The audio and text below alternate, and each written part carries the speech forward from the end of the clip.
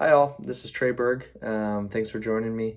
Throughout this chapter, we've discussed different nonverbal communication techniques, and we've discussed this in detail. It did make me think of a quote, and I'm going to read here from Charles Kettering, who actually was the head engineer at General Motors in the early 1900s. And the quote is, "There's a great difference between knowing and understanding. You can know a lot about something and not really understand it." And I thought this applied to my topic today. The purpose of my presentation or my lesson today is to effectively apply nonverbal communication research.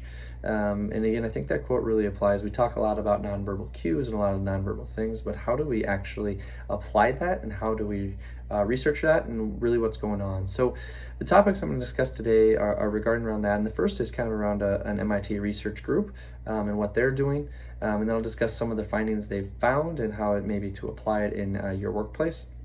And then I'll also discuss maybe where the future is going in regards to some of the things they're doing. So again, the first group here I want to discuss is the MIT group. They're a group of researchers who are actively using electronic devices that they attach to different employees or different people in their research.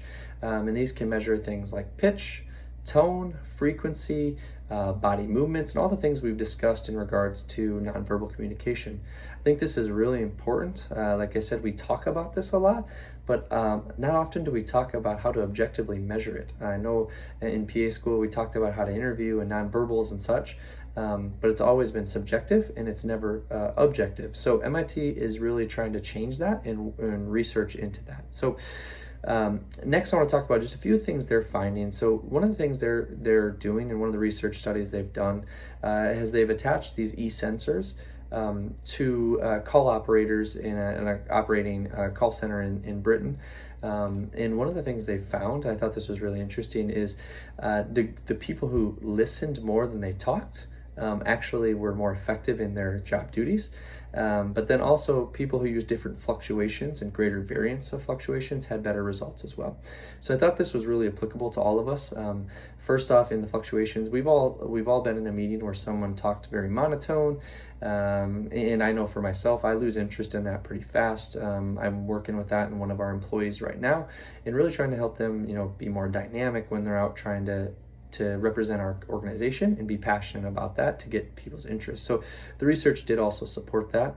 And then also, like I said, I'm a physician assistant originally, and one of the things my professors always said was that you could learn a diagnosis 80% in the history that you listen to, and 20% in the diagnostics and the physical exam. And as a young provider, I think that we always get that backwards. We think about the x-rays and the studies, and we want to push and we want to listen, and we don't take the time to listen to the patient, which is exactly what this research has shown. So I thought that was very interesting. Another finding that they had found was just that managers using these e-sensors, they could determine who was going to, let's say, win a salary negotiation. So by using body movements and measuring the nonverbals with the body movement, they were able to actively predict 87% of the time the winner within 5 minutes of analyzing the body movements. And I thought this was an interesting stat.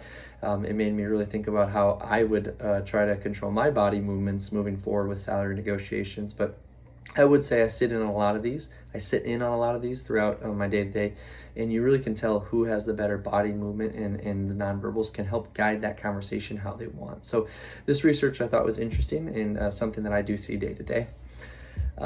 The last thing I want to talk about is really where I think the future of this could go, and some of the research they're finding. So Ford company, during COVID, they were actually using the bracelets, and some organizations were, to measure social distancing, and it was vibrating. So that technology is starting to already kind of come into play.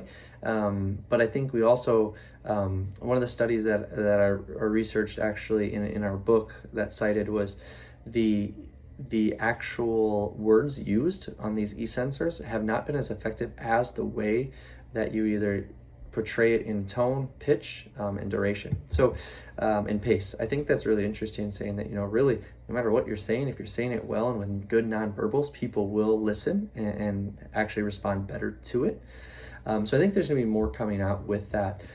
The other pieces I would like you all to think about and where could this apply and where could we continue it is as we think about maybe doing a presentation in a different part of the country or even foreign, maybe having some of these e-sensor data on different organizations or different cultures could help someone prepare. I also think I'm very familiar with athletics and still help volunteer coach. And one of the things we always talk about is self-scouting. And you scout yourself and, hey, what would we do against ourselves? I think there's actually a purpose that this could do as well in the future in regards to, me doing a presentation like this and actually listening to myself and getting data from the e-sensors and learning better myself on how to manage my nonverbals. So I do think there's going to be a lot more applications in the future.